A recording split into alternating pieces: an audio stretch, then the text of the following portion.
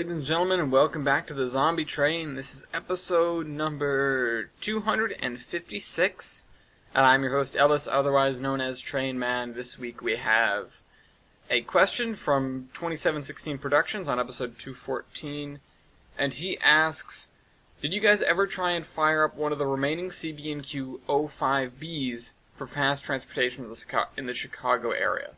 Now, the O5bs, if I recall correctly, are the Northerns, of which it's interesting the way this question is phrased because it's kind of oddly specific.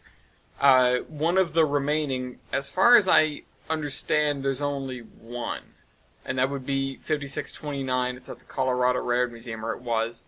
The other one was 5632, which was the gold one. It got painted up all gold, but then it was scrapped, unfortunately. It did make it into preservation, but it was scrapped afterwards. The thing with that is it was towed into the museum, and a quote that I read somewhere was that it was dragged more than it was towed. I would like to get some more up-to-date information on the shape it was in 2012 when I believe Weibold was the first one that went over to the Railroad Museum to look at what was there. But the consensus was generally rough. Also, it was not attached to track that connected to a line anywhere. It was in the museum, which is on the other side of a ditch and a road from the BNSF main line. So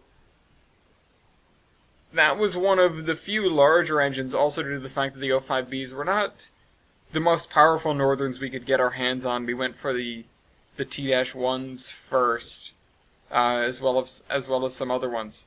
But eventually we came around to there when we were clearing that out. And when we went for the Colorado Railroad Museum, the reason that we ever actually went back there is because the Army was about there. Now, like I said, Weibold did go back. He did go to the museum just to look at stuff, but largely, from what I understand, he grabbed parts and supplies and things like that, and was not in the business of grabbing locomotives, especially because they don't have an operating standard gauge engine, and they so that, it was not, there wasn't really anything that he could get out of there in terms of a locomotive, especially if he didn't want to build any temporary track. So he went back, he did tell me about what was there, and eventually we went there with the Zombie Train Incorporated shortly before the Army arrived to sort of see if we could use it as a base of operations, because it's a roundhouse. At that point, though, we realized that it was about as unsafe as Burnham was, and Burnham was in some ways a lot more defensible, but also much more capable and larger. So we ended up using that as a staging yard, which only went on for a very short period of time, because we got there pretty much as soon as possible before the Army arrived, as in we tried to leave as little of a gap as possible, because we knew we could provide a pretty nice, meaty distraction for them while they set up their front lines, but then they would have to bail us out, and that's pretty much what happened. It was one of the bigger joint operations that went on, where we were both doing something, because they were setting up just to the west of Denver, and at the same time, we were setting up in Denver, and we were keeping the attention of most of the zombies. They were pretty focused on us, which meant that we actually had to go and make our own distractions. So we had people causing chaos all over the city, pretty much, just to lead massive trains of zombies from one area to the other. And then at the same time, we were preparing to make an even bigger noise to draw all of the zombies from around the city in, so that the military could come in, set up their front line as close as they could get it, and then make their own big noise to draw the zombies off towards them so they could kill them. And that is pretty much what happened. There were a couple of hiccups. In fact, I believe we lost 1 or 2 people out at one of these distraction sites because they ended up getting cornered and then trapped in a building, and they tried to get up the building, which they did. They got, they made the rookie mistake, I guess, not that they had any other option, of going up the stairs, and they just kept getting forced up and up and up the stairs. They figured they'd be able to knock them out from under them at one point, but I don't know what building this was, but apparently it was a little bit too tough for them to be able to do that with what they had on them. Because there just wasn't enough. There wasn't enough stuff that they had. So, unfortunately, that was that. They were lost. But it was a success, largely. We did have a few tense moments of defending Burnham where we thought we might have to bail, and we started loading up the train again. Not that we could load that much in the amount of time, but it was okay, we can hold them off for probably this much time, take anything you think is going to be useful and get it on the train so we can get it out of here.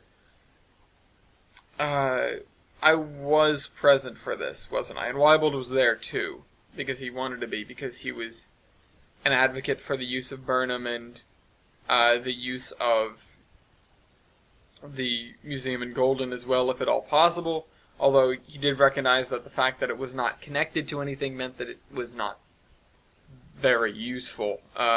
So, now,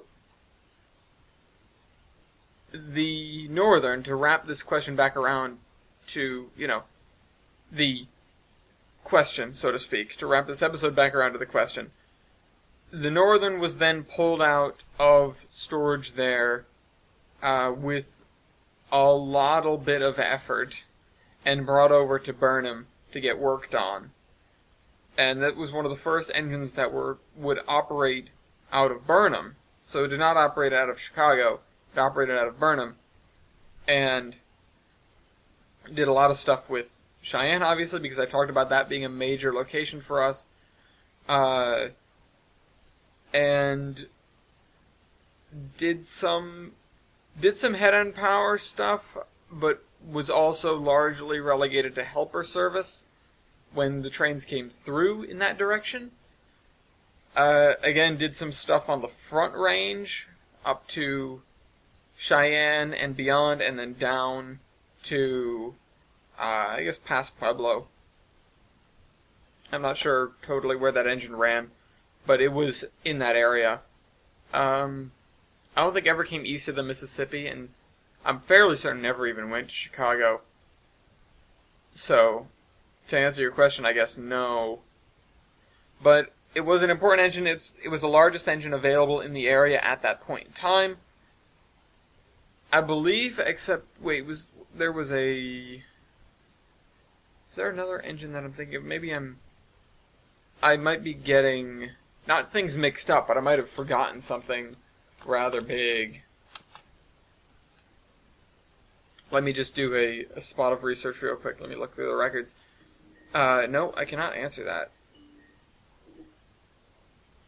So, sorry about that. Sorry about this and this thought and this, yada yada yada. It was one of the larger engines in the area.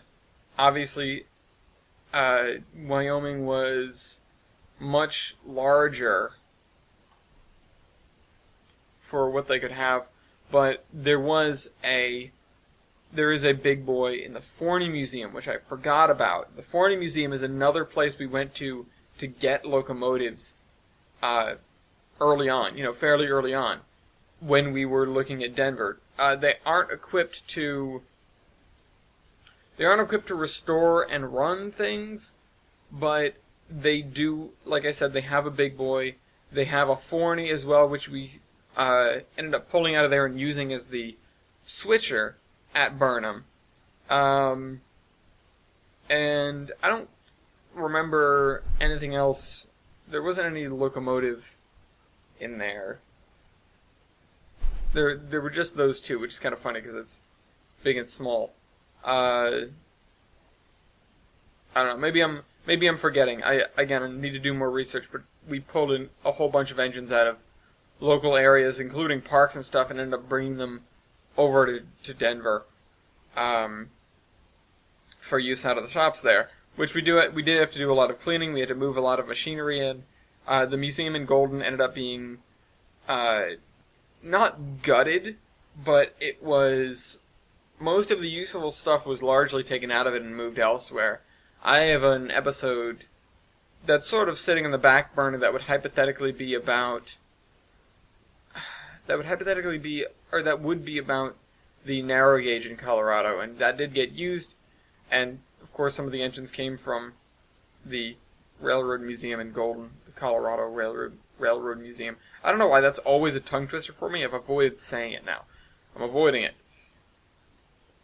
But I don't know, when 5629 came back into steam, it was a good runner. Again, not the most powerful Northern that we had, but decent. And now that I'm recalling that we had a big boy sitting there, that's why the Northern ended up getting set back into helper service a little bit more, because the big boy ended up being the star out of there. And that was the engine that would largely take stuff east to west. Oh, you know what? I have a contact now. I could ask about this, but I can't do that. We're too late in the darn episode. I do remember the engine needing a lot of new parts. Parts that we didn't think we would need, but things just appeared to be seized or gummed up, irreparably. Stuff was stuck together with just layers upon layers of paint, and that can be sandblasted away. But in a lot of cases, the paint didn't appear to be adequate. There was a lot of paint, and it kept stuff stuck together, but underneath the paint, water had still gotten, and some parts were rusted out. It almost looked like some of the stuff was being held together by the paint. Which, it's a shame, I guess, but we had other engines that were in far worse condition. It was just this one sort of took us by surprise because we looked at it and went, yeah, I guess this is okay. And then it definitely was not okay. It had some trouble. But yeah, once it got running, it didn't complain a whole lot. Again, because most of the parts were fairly new.